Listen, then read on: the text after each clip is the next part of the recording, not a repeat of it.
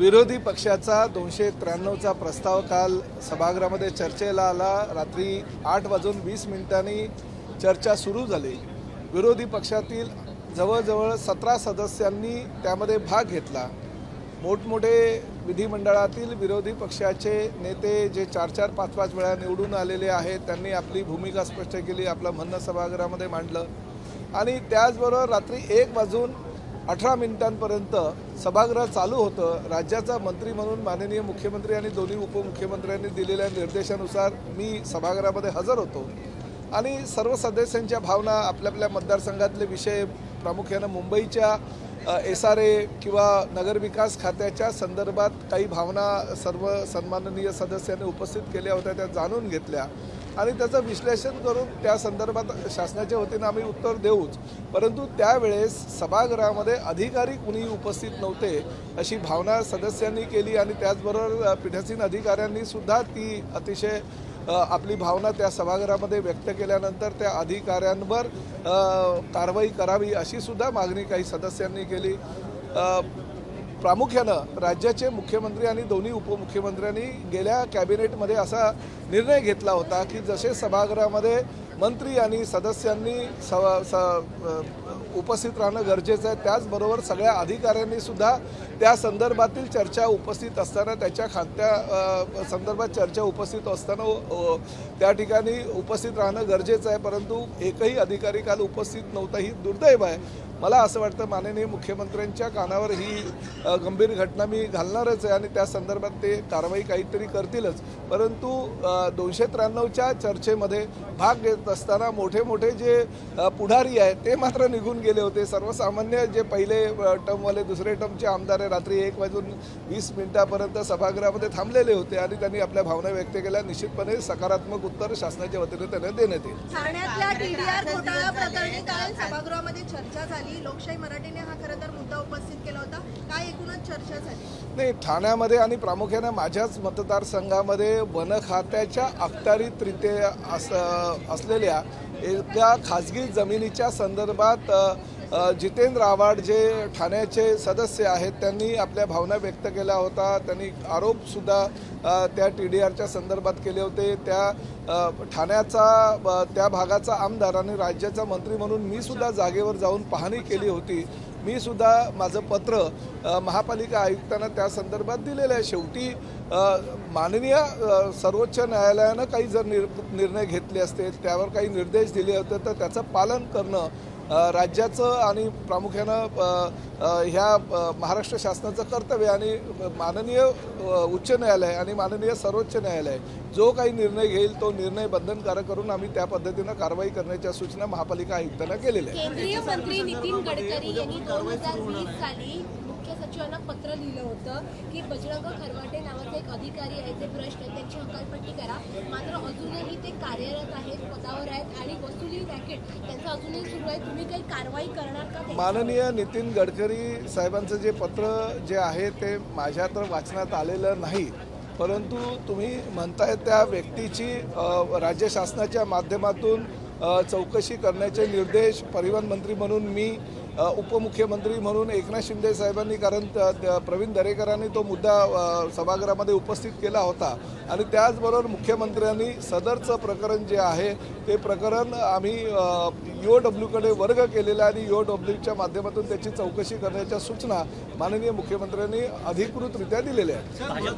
HSRP संदर्भात प्रश्न आहे, आज शेवटची डेडलाईन आहे, उद्यापासून तुम्ही कारवाई सुरू करणार आहात का? पण त्याचा फटका 1 कोटी वाहनांना बसणार आहे, कशा प्रकारे 1 कोटी वाहनांना? साधारणतः 2019 पूर्वी राज्यामध्ये 2,10,00,000 वाहनांची नोंद होती। 2019 नंतर सर्व कंपन्यांना आदेश देण्यात आले होते की HSRPच्या नंबर प्लेटनुसारच तुम्ही नवीन गाड्या बाजारात आणा। त्यामुळे जे पूर्वीचे 2,10,00,000 ग्राहक होते त्यांना HSRP नंबर प्लेट लावण्यासाठी त्यावेळेस निविदा प्रक्रिया राबवण्यात आली। 3 निविदाकारांनी त्याला प्रतिसाद दिला आणि 3ही जणांना ते जो महाराष्ट्राचा विभाग आहे तो विभागून देण्यात आला। आजपर्यंत जवळजवळ 49% वाहन चालकांनी HSRPच्या नंबर प्लेट बसवलेल्या आहेत। आजपर्यंत परिवहन खात्याच्या माध्यमातून 5 वेळा मुदत वाढ देण्यात आली होती. सर्वसामान्य वाहन चालकांना वाहनधारकांना सांगण्यात आलं होतं की 30 जूनपूर्वी आपण आपली गाडीची नंबर प्लेट जी आहे ती HSRPची बसावी, अन्यथा कारवाई करावी लागेल. जवळजवळ 5 वेळा मुदतवाढ दिल्यानंतर सुद्धा सर्वसामान्य वाहन चालकांनी जर ती नंबर प्लेट बसवली नसेल तर उद्यापासून नाईलाजास्तव का होईना नियमाच्या अधीन राहून आमच्या RTOचे अधिकारी प्रत्येक वाहन चालकाला ज्यांनी नंबर प्लेट HSRPची बसवली नसेल त्याच्यावर दंडात्मक कारवाई करेल. 1000 रुपये दंडात्मक कारवाई करण्याच्या सूचना ह्या आमच्या डिपार्टमेंटच्या अधिकाऱ्यांना व आपल्या परिवहन आयुक्तांनी दिलेल्या आहेत. पूर्ण मुदतवाढ नसेल, शेवटची तारीख आजची आहे. उद्यापासून दंडात्मक प्रक्रिया जी आहे ती चालू होईल. कारण देशामध्ये आणि प्रामुख्यानं राज्यामध्ये ज्या पद्धतीनं देशविघातक शक्तींकडून काही हल्ले करण्यात आले, काही अतिरेकी कारवाई करण्यात आल्या आणि अतिरेकी कारवाई करत असताना गाड्यांचा वापर मोठ्या प्रमाणात करण्यात आला होता.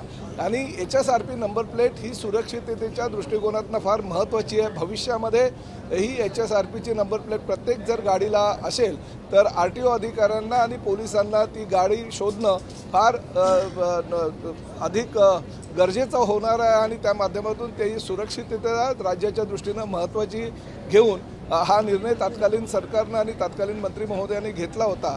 परंतु जर प्रवाशांनी किंवा वाहन चालकांनी अजूनपर्यंत जर नंबर प्लेट बसवली नसेल तर माझी परिवहन मंत्री म्हणून विनंती आहे, आज शेवटचा दिवस आहे, त्यांनी ताबडतोब नंबर प्लेट बसवण्यासाठी किमान अर्ज जरी केला तरी त्यांना दंडातून सूट देण्यात येईल. पण अर्जही केला नसेल आणि त्यांनी शासनाची जी योजना आहे किंवा जो नियम आहे त्याची पायमल्ली केली असेल तर नाईलाजास्तव त्यांच्यावर कारवाई करावी लागेल. सर, मध्यंतरी रॅपिडोची जी सुविधा होती बाईक टॅक्सीची त्याच्या संदर्भात आपल्या दालनामध्ये बैठक झाली होती. काय मध्यस्थ मार्ग काही तोडगा निघालाय का? कारण अजूनही त्या सेवा माननीय मुख्यमंत्र्यांनी ह्याबाबत गंभीर दखल घेतलेली आहे. एकदा माननीय मुख्यमंत्र्यांच्या अध्यक्षतेखाली बैठक झाली. ओला, उबेर, रॅपिडोच्या ज्या काही बाईक टॅक्सी आहेत त्या बेकायदेशीररित्या MMI क्षेत्रामध्ये चालता आहेत. प्रामुख्यानं रॅपिडो फार मोठ्या प्रमाणामध्ये बाईक टॅक्सी बाजारात आणत असलेल्या तक्रारी आमच्याकडे आहे. माननीय मुख्यमंत्र्यांनी या संदर्भात गंभीर दखल घेऊन एका बैठकीचे आयोजन करण्याचं सूचित केलेलं आहे. माननीय मुख्यमंत्र्यांकडे त्या संदर्भात बैठक होईल आणि अंतिम निर्णय घेण्यात येईल. सर, 8 दिवस झाले खासदार 6 खासदार तुमच्याकडे आले, त्यापैकी एक खासदार सुराजी निंबाळकर मी काल रात्री मुख्यमंत्र्यांना भेटून आले. चर्चा अशी आहे की त्यांनी तानाजी सावंत यांची तक्रार केली असल्याचं कळत आहे. तिथे अंतर्गत जो काही त्यांचा वाद आहे तो वाद मुख्यमंत्र्यांसमोर त्यांनी मांडला असं नाही, असं काही नाही आहे. ओमराजे निंबाळकर मलाही भेटून गेले, मलाही त्यांनी माझ्या बरोबर सुद्धा चर्चा केली. कारण धाराशिवचा पालकमंत्री म्हणून जी काही सर्वसामान्य जनतेच्या गरजा लक्षात घेता निधीची DPCच्या माध्यमातून तरतूद करायची आहे त्या संदर्भात त्यांनी चर्चा केली आणि त्यांनी आपली भूमिका स्पष्ट केली की सर्वसामान्य जनतेला नागरी सुविधा उपलब्ध व्हाव्या यासाठी मी शिंदेसाहेबांच्या नेतृत्वाखालील शिवसेनेमध्ये प्रवेश केला आणि माझं कर्तव्य आहे त्या जिल्ह्याचा पालकमंत्री म्हणून त्यांना ज्या ज्या काही सुविधा खासदार म्हणून DPCच्या माध्यमातून होणाऱ्या निधीतून देण्यात येईल त्या देण्याची भूमिका मी घेतली. त्यांना तसं आश्वासन दिलं. त्याचबरोबर राज्याचे काही इतर नगरविकास खात्याची निधी होती ती जवळजवळ 18 कोटी रुपयाचा निधी एकनाथ शिंदे साहेबांना त्यांनी भेट दिल्यानंतर ते सुद्धा वितरित करण्यात आल्या. काही मुख्यमंत्र्यांच्या अखत्यारीतरित्या काही विकास कामं होती त्यासाठी ते मुख्यमंत्र्यांना भेटायला गेले. त्यामुळे आता ते खासदार जे आहेत आमच्या पक्षाचे आहेत. धाराशिवच्या पूर्ण विकासासाठी जास्तीत जास्त निधी कसा उपलब्ध होईल आणि सर्वसामान्य जनतेची कामं कशी होईल यासाठी ते सर्वांना भेटत आहेत.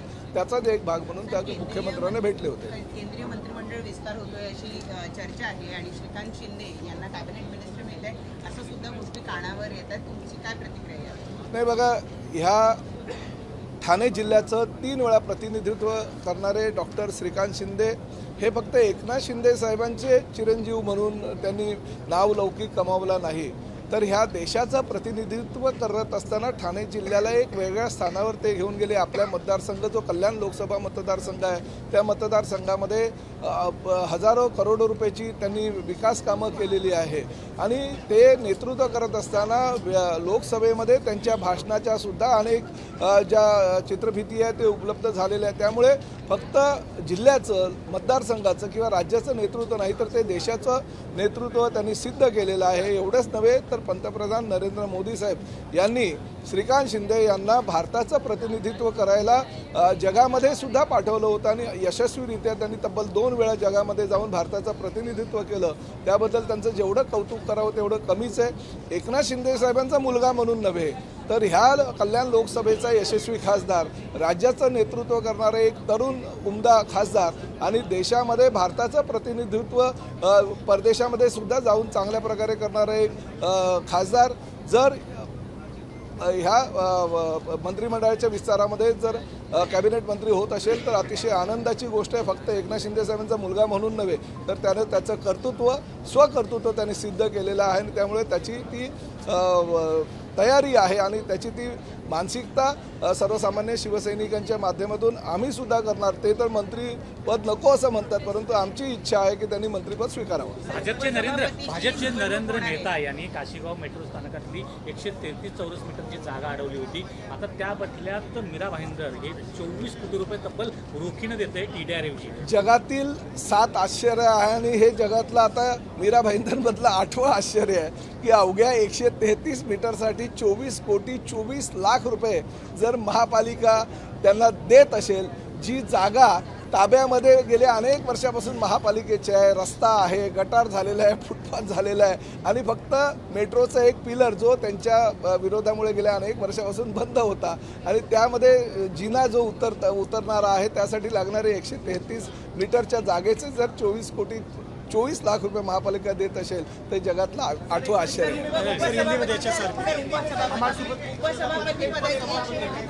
उपसभापतीची निवडणूक होती आहे. मवियानं सुद्धा उमेदवार दिलेला आहे आणि तुमच्या पक्षात सुद्धा चुरस आहे असं दिसून येतं. नाही, बघा आमच्या पक्षामध्ये सर्वस्वी निर्णय हे उपमुख्यमंत्री एकनाथ शिंदे साहेब घेत असतात. ते आता तासाभरामध्येच त्याचा निर्णय लागेल. त्यामुळे कोण उमेदवार असेल आणि सभेमध्ये विधान परिषदेमध्ये संख्याबळ महायुतीचं जास्त असल्याकारणाने उपसभापती आमचा होणार यामध्ये तीळ मात्र शंका नाही. HSRP नंबर प्लेट के लिए 5 टाइम हमने एक्सटेंशन दिया. राज्य में जिस तरह से देश विघातक कार्रवाई के दौरान HSRP नंबर प्लेट जरूरी होती है, बहुत ही जब भी राज्य में और खासकर मुंबई में जब भी देशद्रोहियों ने हमला किया उस वक्त के सरकार ने ऐसा निर्णय लिया कि HSRP नंबर प्लेट ज़रूरी है हर गाड़ियों में और उस तरह से हमने करीबन 1.5 साल पहले उसको मान्यता दी. दिसंबर 24 में HSRP नंबर प्लेट जो निविदाकार थे उनको वर्क ऑर्डर दी गई है और राज्य में बंधनकारक किया गया था कि 2 करोड़ 10 लाख जो गाड़ियां है 2019 के पहले की उनको HSRP नंबर प्लेट बंधनकारक है और उस तरह से अभी तक करीबन 5 बार उनको एक्सटेंशन दिया गया. अभी तक 49% यानी करीबन 1 करोड़ 4 से 5 लाख गाड़ियों को नंबर प्लेट लगाई गई, मगर अभी भी बहुत सारी गाड़ियां बाकी है, करीबन 1 करोड़ 10 लाख. तो उन्होंने अगर नहीं लगाया तो आज का आखिरी का दिन है. उन्होंने अगर एप्लीकेशन भी किया HSRP नंबर प्लेट के लिए तो भी उनको दंड में सहूलत दी जाएगी. मगर अगर उन्होंने लगाया ही नहीं और उन्होंने एप्लीकेशन भी नहीं किया तो कल से RTO के अधिकारी उनके ऊपर कार्रवाई करेंगे.